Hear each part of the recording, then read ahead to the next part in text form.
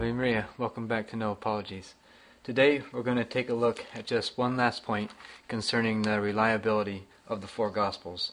And that is that we want to show that all four of the evangelists were reliably informed, meaning that they were all of sound mind and that they weren't suffering from any kind of hallucination or strange delusions.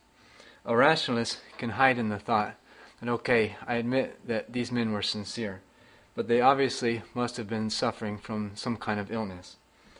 And we want to show that there's no evidence to support that, and that really all that the rationalist is saying is that I don't see or understand how these things could happen, and therefore it's no use telling us if they did. As Radio Replies points out, that is just prejudice. They give the example that some times ago there were skeptics who said that a man can't talk to Australia from England by telephone, and therefore we don't believe he ever will. But of course the facts disprove them.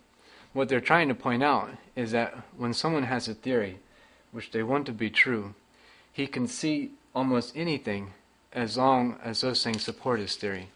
But they can become completely blind to the most evident of facts if they would threaten to upset that theory.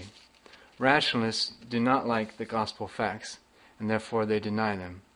Being forced to admit their authorship, their integrity, and their sincerity, their last resort is to proclaim that they must be suffering from some kind of hallucination.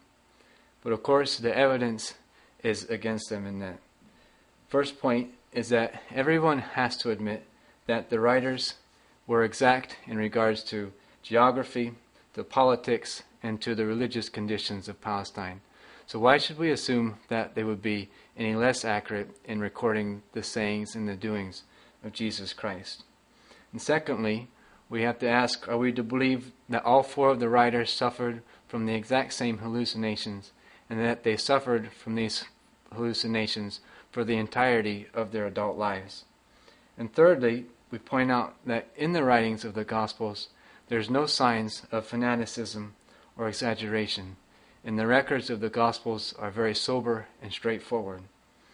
Fourthly, we point out that Christ himself had to charge his own disciples with being slow to believe and dull of mind, as opposed to being anxious and fanatical.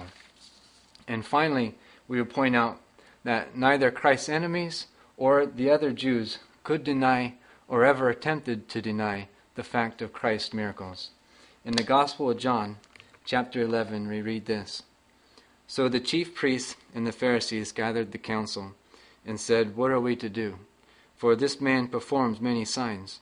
If we let him go on thus, everyone will believe in him, and the Romans will come and destroy both our holy place and our nation."